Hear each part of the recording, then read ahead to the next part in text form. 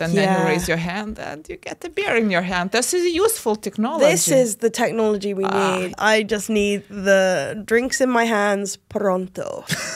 Wow, that's the final wild of today. Welcome to another episode of CyberNews Weekly Podcast. Today, we discuss the brutal cybersecurity job market. Also, we ask who owns your shiny new Pixel 9 phone. And we explore the Robodogo, whatever that is. Neve will tell us more. I will. Yes, this is Neve Ansel. Hi. Hi. And this is Jurgita Lepenite. Hi. And my name is Gintaras. We are all working here at Cyber News. And today, as always, we are here to discuss all things tech with you guys. Starting with cyber jobs drought and stress all around it. Yeah, so it's a bit of an anomaly, really, and actually is closely connected to what we do here on Cyber News. A couple of facts for you guys. Fact number one, the cybersec industry is desperately short on talent these days. Studies estimate a global shortfall of 4 million professionals. That's a lot of people. More than live in this country, by the way. Fact number two, an equally huge number of job seekers within the industry have been struggling for months to land roles in what they say is a brutal market. So there are 4 million openings, but millions cannot find a job in the cybersecurity industry somehow. So our very own senior journalist Ernestas Nebris has a story this week exploring this particular phenomenon, and we've decided to also talk about it. Who knows, we might be discussing our own future really in the market. Of course, Reddit is not a particularly specific indicator of what's going on. It's a small community within the world, let's say, but still it is full of frustration and disappointment over the last, 6 months or a year even. For instance, one user, again, this is the channel of cybersecurity folks. So he says, just got bricked from an interview I had a few weeks ago. I love that term, bricked from an interview. Yeah. The first interview in 3 months, by the way. Another said that he barely bothers applying anymore, that it's a complete waste of time. And to him or her, the best case scenario is that you get a rejection email a month later. So the feeling really resonates because the community is angry about fake offerings, the so-called ghost jobs. Like one job seeker actually received a sorry email and saw the next day, basically, or a few hours after, the same job reposted on LinkedIn. So what's going on here? I wanted to ask you what's going on. I mean, the feeling is not new. You've been reporting about this anomaly really for quite some times in the past. I basically personally agree with one dude quoted by Ernestas, Gadi Aaron, a CEO at Gnostic. He said that's ageism in reverse, really, because it's tough to get in as a young professional in this industry because you lack experience. Because the industry has grown. I mean, it's been here for quite some time, 20 years, 30 years. I mean, computers are here for quite some time, right? So, and people who we used to call youngish 20 years ago, they're now quite old. And they're still pros. They know their roles and jobs pretty well, so they cling on to their positions. They grow in their positions. They climb the career ladder, let's say. But the industry, nevertheless, is aging. Do you agree with that? That it's aging? And that's why there are not really so many openings and good jobs in the industry. But what I would imagine is that because it's aging and people are developing in their roles, like they're, from lower level to higher ups, like CISOs and whatnot, that there would be more openings for people like junior jobs, no? That's what I would like. Yeah, somebody must replace. That would be a logical scenario, right? But that's not happening. Somehow it's not happening. I don't understand why. Do you? Well, there are a lot of reasons. So, 30 years ago, right? Everyone thought that, okay, the IT is the future. So, like even if you would get just some basic training or course, you could land a job in the field. But now, as the industry and the whole technology is aging, we need more and more like skilled people, and also people who are ready to learn at work at a like really, really high pace, right? Because the technology is changing so fast. So yeah, while the industry is lacking pros, but like pros, landing an entry job is not that easy, because imagine you being a small company, right? And now you kind of understood, maybe you've been attacked by ransomware, and now you have like the budget, let's say, for 1 or 2 people in cybersecurity. Well, you're not going to hire a junior, right? So juniors are mostly hired by, bigger companies that had the resources to train those people. And given that people don't stay with one company for a long period of time these days, especially younger ones, right? They want to explore their opportunities, and that's good, right?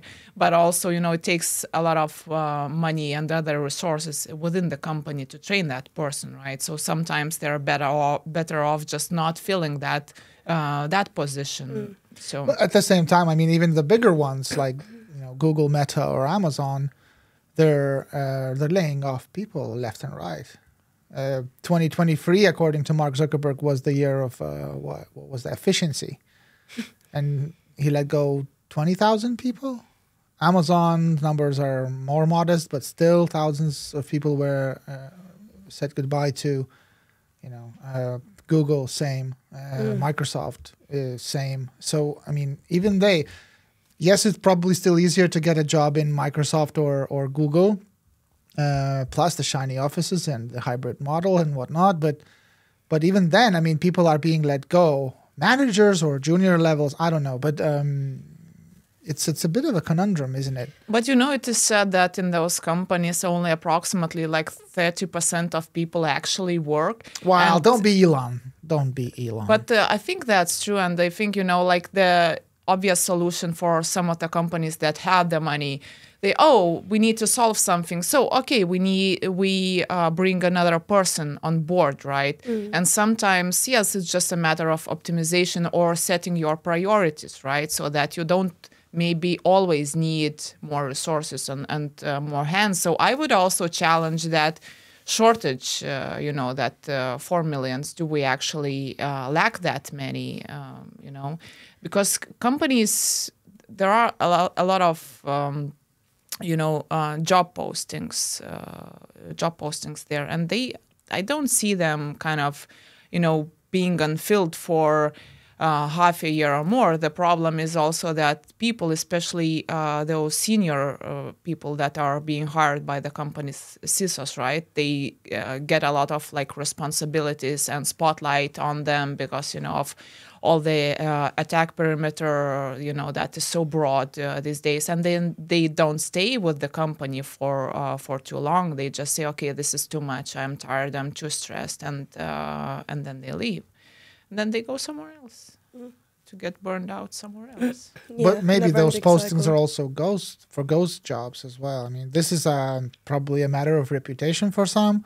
Like, yeah, we keep offering positions to people, but actually there are no positions. We just keep that posting up because that's good for us. I don't see any juxtaposition here. I mean, so it's good, healthy for the economy to have open job roles, and certain level of unemployment, because it means that, the market can and people can move around the companies, and, the innovation is not stalled, and it's really fine.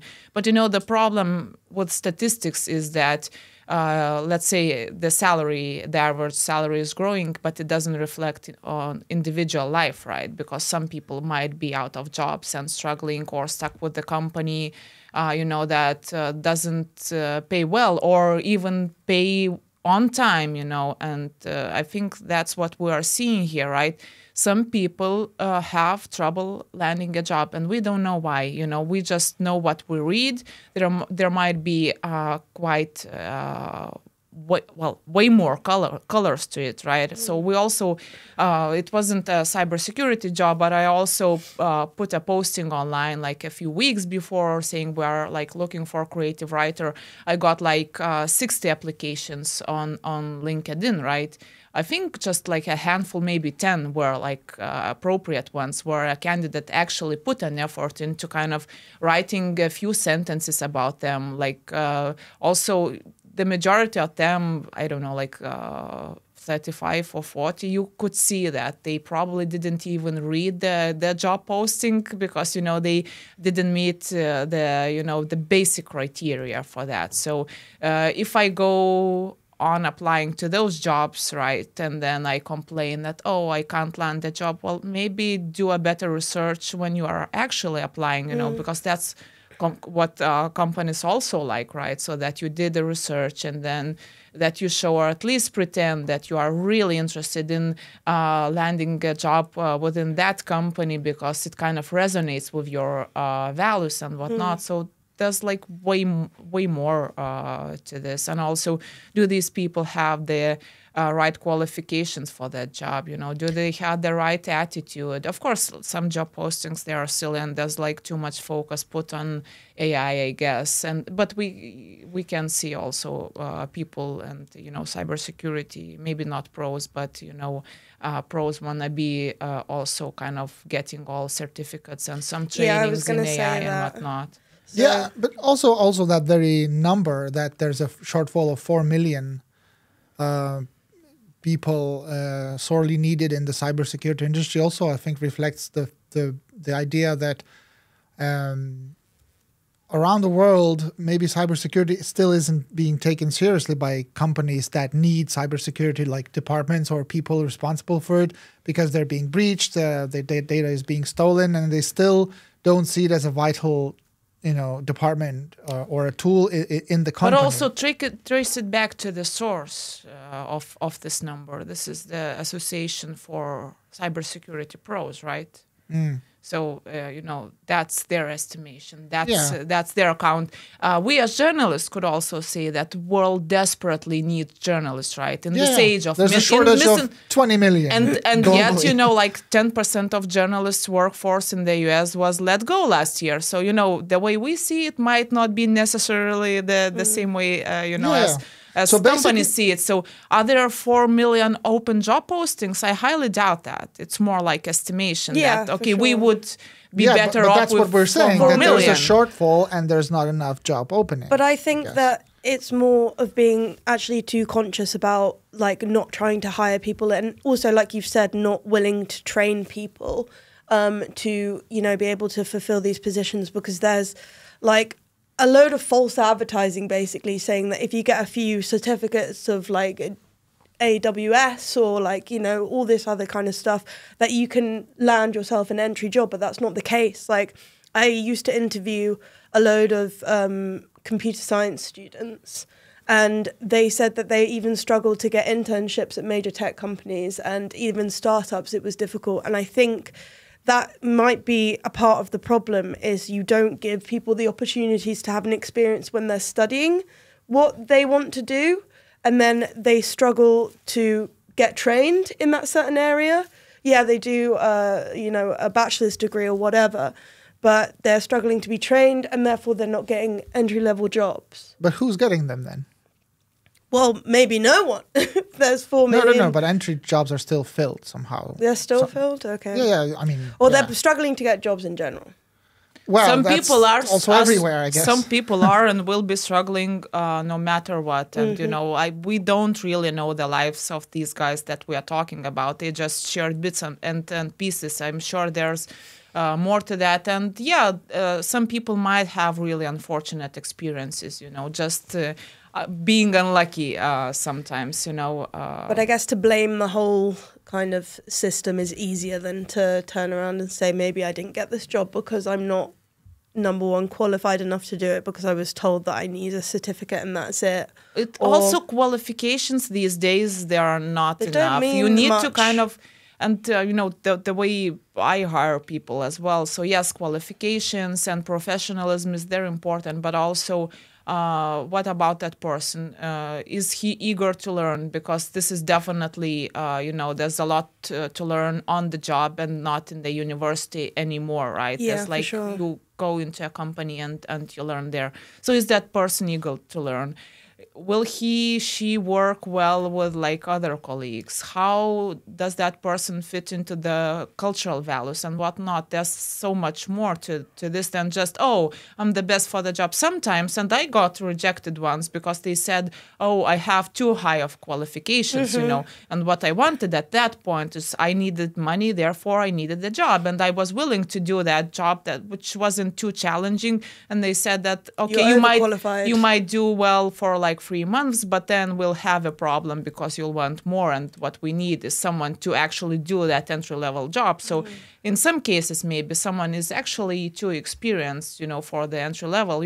People will come with some knowledge and experience, and, they might be fine for a few months, but then they start having opinions on how the company should be run and whatnot. Ideas, exactly. opinions. Yeah, this is totally off topic. I mean, this is not has nothing to do with cybersecurity, but my girlfriend, she's working in a small company, and she's really unhappy with this colleague of hers that is not communicative at all after her trial period. She's not talking to colleagues. She's not looking at colleagues. She's not saying hi in the morning. She's not saying goodbye.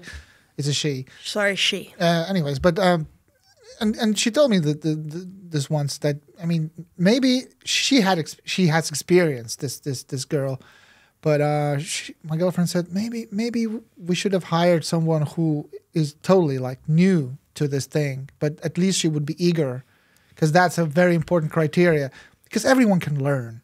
Yeah. If they want to learn, they will learn. They will adapt. They will figure it out. Say. But if you're like, if you have experience and you're a newbie in a company and you look around.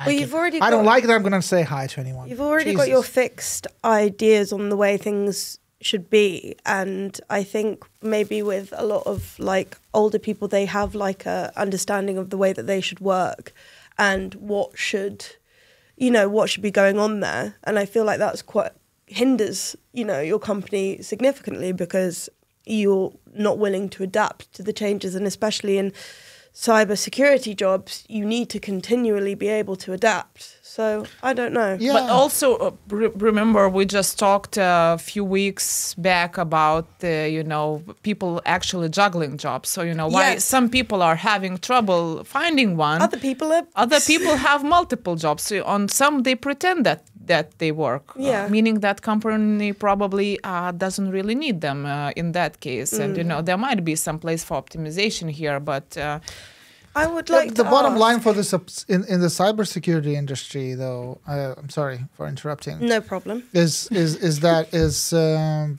probably an industry that values input very much. And yes, I do agree that older veterans, maybe why would they let go of their positions? No, they're good at their jobs and they do their jobs well. And also, this is the era, let's say a couple of years, when after the pandemic, when companies have overhired, I guess, because they needed to deal with stuff, and maybe they thought they needed more people than they actually did.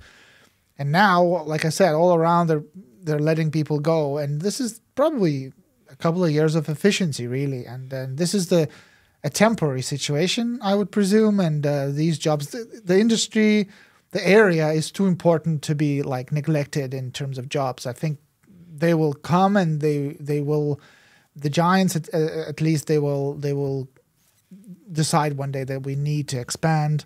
And like Walmarts of the world, they will also invest a lot in cybersecurity, and they will hire people. I guess the issue as well is the environment people expect to get into as well, and this has to do with what Jurgita has been saying. I mean, do you expect to be all sofas and consoles and table tennis?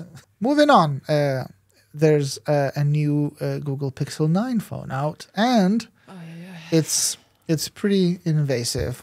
Oh, what's the news here? Niv, are you? Is it wild? Are you not surprised? Is it outrageous? All of the above. It's outrageous, crazy, wild, and I'm not surprised. So safe to say you're entertained. Yes. Yeah. Well, when big tech, big data company issues a device, that's your first red flag there, right? Google Pixel has been around for a while now. I think like for a few months, and again, no surprise here. It's quite invasive, and our researchers took and checked out the new Google Pixel 9 Pro XL phone. Whoa. And here's what they found out. So what they did is they, checked how the phone communicates to Google servers, and intercepted traffic to see what data it sends to Google directly, and how often. And we can only speculate on why. But let me go through some of the key findings. So first of all, your phone sends the whole data package to Google every 15 minutes. Every 15 minutes. I mean, you don't even take your phone every 15 minutes. And there's been some research, articles before actually saying about any Android phone, how much more data it is sending to servers compared to, let's say, iPhone, which does a lot of, calculations on device. But anyway, so every 15 minutes, data package goes from your device straight to Google servers. What data?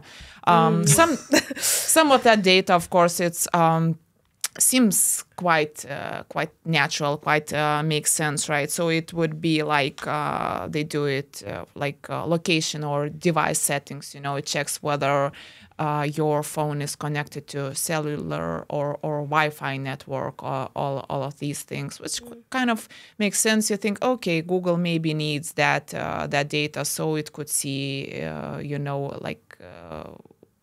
whether like the network is functioning properly. Maybe it needs to send some updates, whatnot.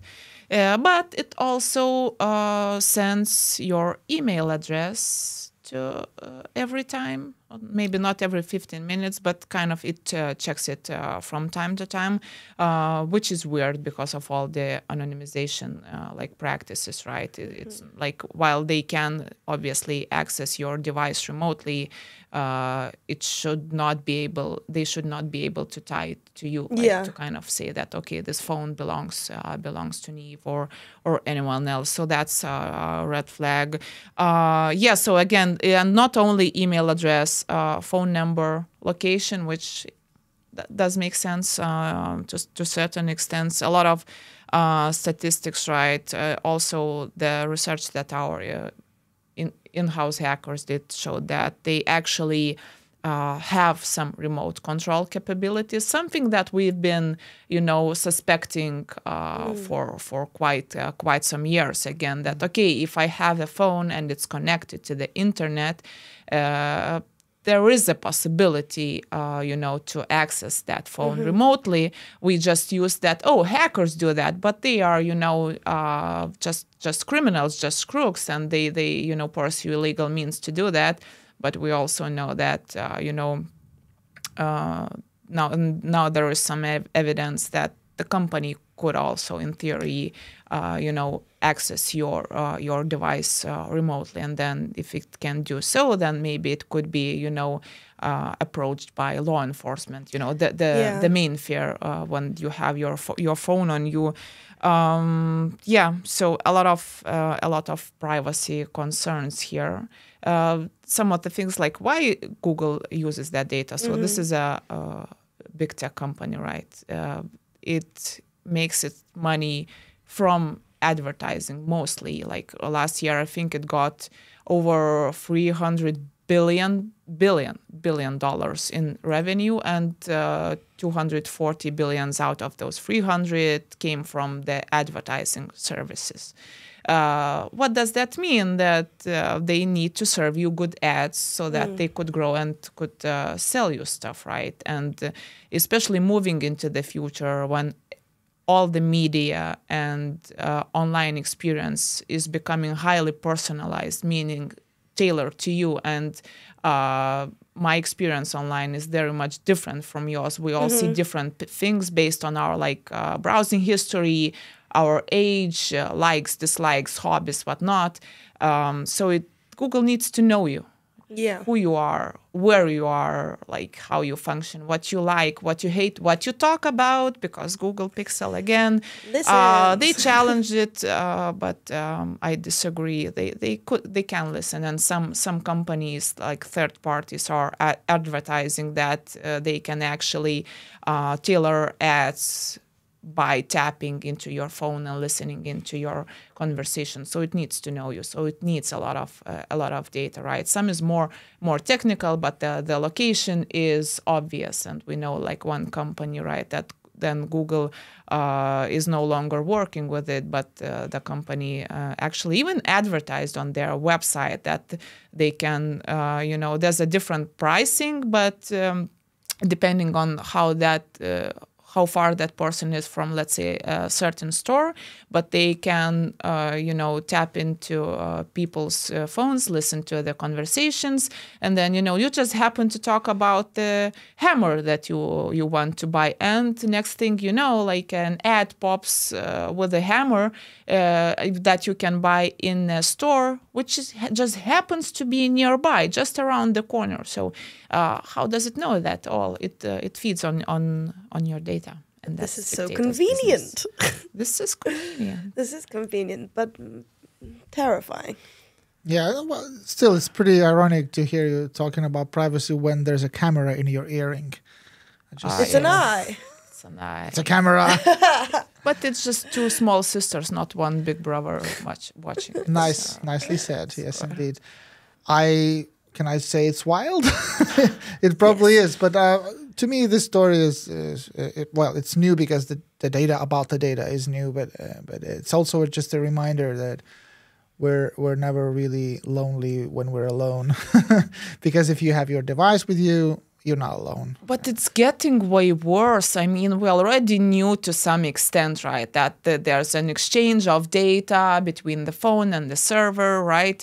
But now it's getting wild because it used to be like they would send 1 megabyte of data like every 12 or 24 hours. Mm-hmm. This is just quoting a research from a few years back. But now, well, like with the AI coming into place, either you disable all the permissions and you still won't be totally alone, right? Because you have your device, and if it's connected to the network, it means they can, access it. But now you get this Google Pixel Pro XL, and it comes with artificial intelligence, which is great and convenient, and this is the future of things because it's convenient. I use Google Intelligence on Gemini on my Apple because I like it. It's great. It's convenient to do some things, but for that to work, you need to enable all the permissions, and not only just for one certain app, but essentially for the whole intelligence kind of packaging. At least on Google Pixel phone, means that if you want just to use one bit of artificial intelligence features, let's say the app that recognizes songs around you, you actually need to turn on the listening in permission for all your phone. So if you don't want to use it and think it's invasive, then you disable it all. But you might as well just throw your phone away. You can get just a Nokia use it. brick. Essentially, you can just use a brick. Yeah. Maybe we should. There's this. I just bought an iPhone, so I can't be doing that. Hello, people at Apple. Hello. Sponsor me. There was another story this fall about. It's not as invasive, I guess, but it's still creepy. There was this fresh research paper that said that whatever you're doing with your smart TV screen, really, whatever you're watching it's being tracked by snapshots taken like multiple times a second, but sent to the servers every 15 seconds, I think. It's not this Shazam-like technology. But they can just see what you're watching. They can't see you whilst you're watching. They can hear you if you have your assistant on the screen as well. They can hear the sounds coming from TV as well. It's pretty weird. I mean, this isn't new. Like 10 or 12 years ago, I think there were like news bit saying that this automatic content recognition technology was already used, in a few apps such as Netflix at that time or Hulu, but now it seems that this tracking has crept into the core firmware of modern day smart TVs like Samsung or LG's Netflix itself is now too big. They don't want to give away their data to others. They do their own like content recognition algorithms and whatnot. But still, I mean, you're not alone. Again, whatever you're doing with your smartphone screen or smart TV screen, somebody's always out there and analyzing whatever you're doing, analyzing you. Yeah, and I guess also wild. I guess also the thing that was raised in the article is the ownership of the device. Like, do you actually own what you have? Well, you like to use word invest. You invested in your iPhone 16, which is the biggest myth. You do not invest by buying a new phone, especially from Google and all other companies for that matter. Apple has invested in you for your money. Yeah, precisely where I was going with it. So you invest in the company by buying that phone. Yeah. Maybe better buy some shares of that company. Of course, that's too late. They're too big of the companies. But essentially, you owe some chip. Some lenses. That's it, and you gonna need to buy a new phone, like in two or 3 years, and that's it.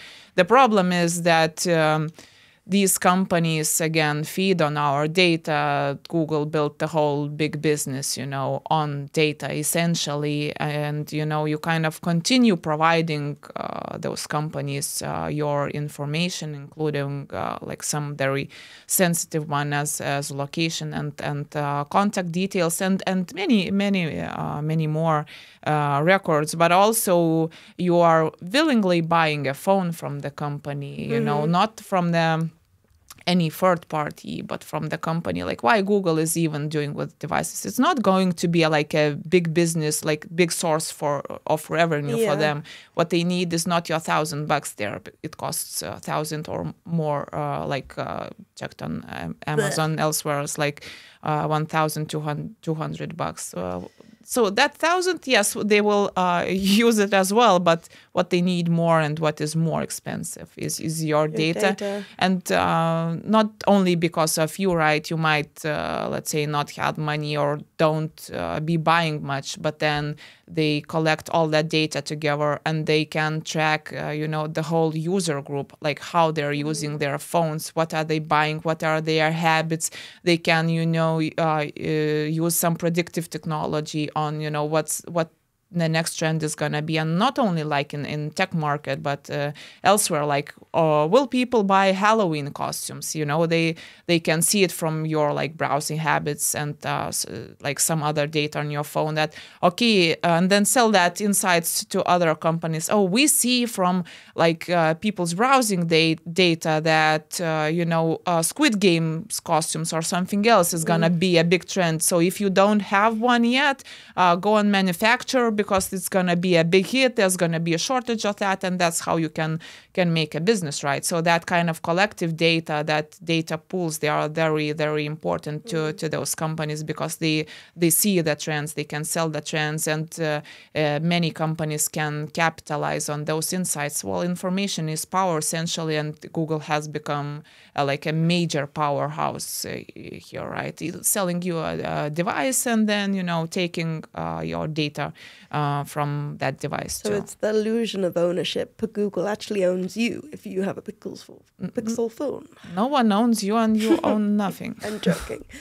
Apple, to be fair, is better at respecting privacy than Google. We all know that. Yeah, but if you have and use Google services on your phone or other third, like any party, because all the apps, they kind of communicate, and you could go and check on your settings, just how many times a certain app connected to a server. And, I discovered that some of the apps that I never used, maybe I installed once and forgot about them. I see them sending like dozens of requests every day to the servers. Like, okay, I'm not even using that. So why the exchange of data? It kind of... In this antitrust trial, the Department of Justice has now suggested that Google might have to do away with these deals with Apple or Samsung to have their like search engines as default ones on their devices. So maybe not this one that you bought, the iPhone, but maybe in a couple of years or so, because this is gonna drag. But maybe you're gonna buy a phone and then you're gonna see a choice screen. Basically, you will be able to choose the search engine you want to do, and then maybe if you understand what privacy or whatnot, maybe you'll choose DuckDuckGo, for instance, or Mozilla, not Google. Firefox. Yeah, you can still do that, but you need to go for a lot of manual, steps. It's too hard. And it's too hard. Yeah. I don't do that as well. I'm like opting in for like some more convenient features, obviously, as we all do, because I don't want to think about my phone all the time. I don't even need that as much. Yeah. But it's so great, Neve, to have an Apple. Oh, yes, I won't be bullied anymore. You will. Hashtag ad. Hashtag ad. All right. Talking of wild things, Neve, there's this Robodogo out in the wild. Robodogo. Yes. Can you tell us more about it? There's probably a video on right now, but still, tell us more. Okay, so there's this robot dog called Unitree Go2, the latest model, that's developed by a company called Unitree, who is a robotics startup. The Robodog is pretty interesting. Is it pretty? It's not pretty, no. It's pretty interesting. It's pretty interesting. There is a YouTube channel called Hacksmith Industries. Yeah. And they basically, they engineered the Unitree Go1. And it looks pretty good. I can tell you some stats about it. Looks a bit like Boston Dynamics robot. Yeah, it is very reminiscent of that. But I didn't know that Unitree existed before Hacksmith Industries. But yeah, it does look rather like the Boston Dynamics one, the weird little quad guy, let's just call him. Anyway, so the Robodoggo, it costs between 1.6K to $3,000, depending on... Tax not included. Yeah, tax not included. Okay, why would you want to buy it? Good question. I think it would just be fun. But that's not a lot, actually. Like $1,500 or $3,000. I think the video was called, about security. But it's like to kind of repel the thieves. So, and the people in the office got scared by that Robodog because there's like a gun attached to his back, and he goes around shooting, empty, obviously. Orbeez. But that's the modified Robodogo. Yeah, that's the modified But version. What's the purpose of the original Robodogo? What, just fun? No, you can modify it for your... You cannot. Even though the disclaimers say you cannot. Disclaimers said that you can't, but just have a robotic dog. Okay. Why not? Why would people have... I guess, they also have... you can pet him? Jesus. Yeah, It follows you around. Maybe it can get stuff for you. So that's like a... Like an assistant, a robo-tamagotchi. Yeah, but like a real time one. Like a physical guy that follows you around. But what does it mean not to modify them? I mean, many companies sell parts of robotic details and robots, so then you can kind of tailor and modify to fit your needs, right? Mm-hmm.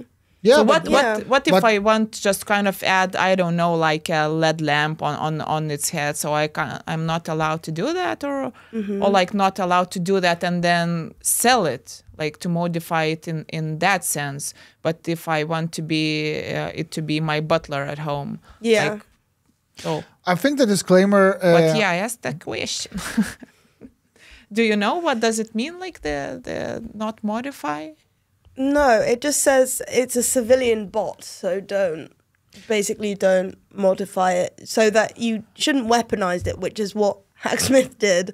But okay, I have a theory then. Okay, so it's not expensive. It's about let's say the basic model is $1,500, right? So let's say the Ukrainian army purchases for let's say $150,000, 100 of those, right?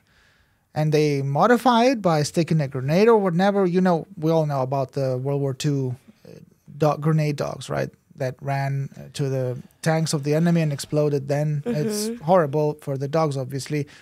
But in this way, right, these are not expensive robots, dog-like, and you can send them to run and explode Russian tanks, let's say. Also, they have cameras, so I assume that it would be used for security purposes, which is what they used it for in the video. But and then, oh no, they're like in a legal battle with that startup company because they were not allowed to modify it. I think that's why they are there for. I think the company puts a disclaimer so that they are not blamed in such cases when they are like modified and when there are like casualties. Or something like that, but from what I saw there, I think it's highly customizable and it's actually built for those purposes. So you can, being an engineer company or like a military tech company, kind of actually could build, build a use case for those robots because I don't think people will buy them to have at home. No, and I've just seen that it said Hangzhou Asian Games robot dog superstar. At the 19th Asian Games in Hangzhou, a robot dog transported a discus and javelin onto the field and became a superstar by the audience. So they do have some functions. Just transporting things to and from. Yeah, that's too expensive. You don't need a robot to do that. There's just, simpler technology for that out there. It is AI enabled. It is, yeah. Yes. So maybe you can learn and then become someone else, our master. I don't know. Did they specify how AI enabled?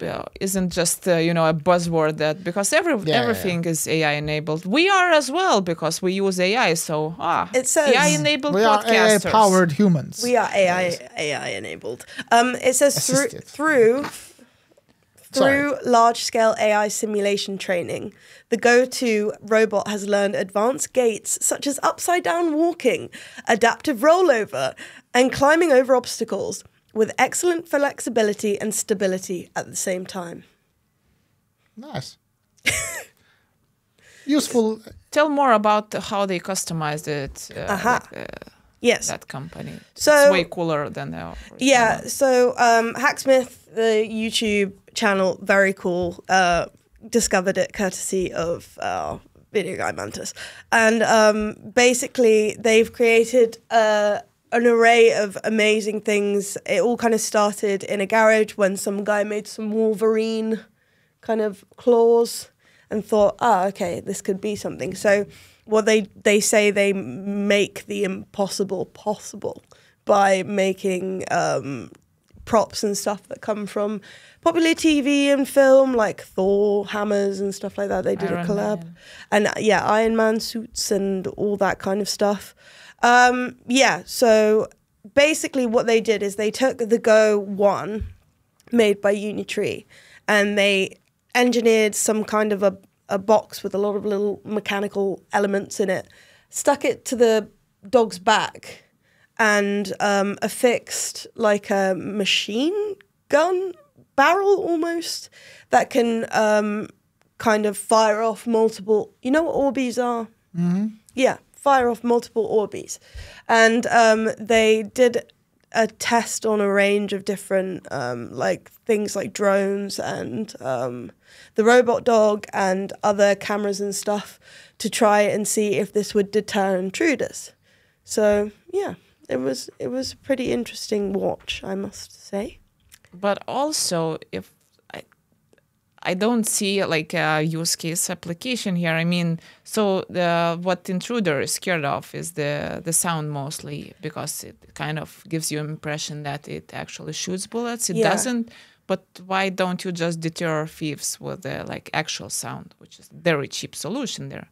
Yeah. So if someone trespasses, just kind of, make it sound like, like do Home Alone stuff. Like just to turn on the TV and some, war movie or something. Or it's like those I guess they're kind of doing the security cameras with the paintball thing that we covered a while back. Like, it's that similar kind of thing. But the robot dog looks terrifying to me. If I saw a little four-legged freak running up to me with a machine gun barrel affixed to it, I would probably be freaked out. But is it worth 1.6K? Probably not. Probably that's just a prototype. The materials are, but it's not a lot. No. 1,500 these days it's not a lot.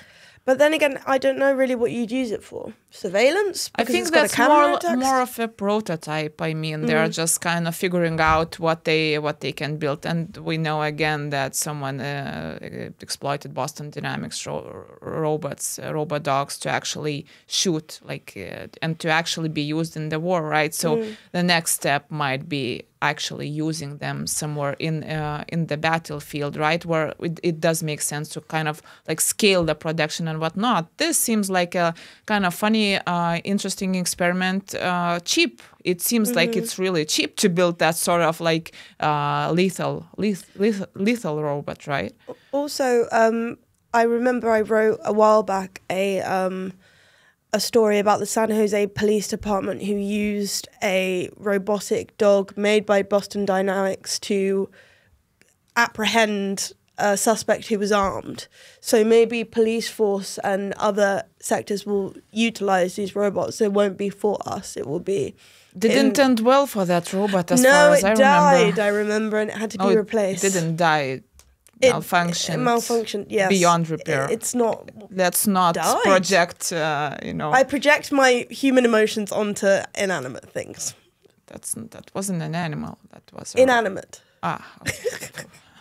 Yeah, I'm getting too deep into the. Look at you. But yeah. We're done. Thank you for watching and listening to our very interesting conversation today. Excuse us. Yes. Sorry. I was Gintras, Neve, and Jurgita. I was Jurgita, yes. I was Neve. And I am still Gintras. Yes. See you and hear you next week. Bye-bye. Bye.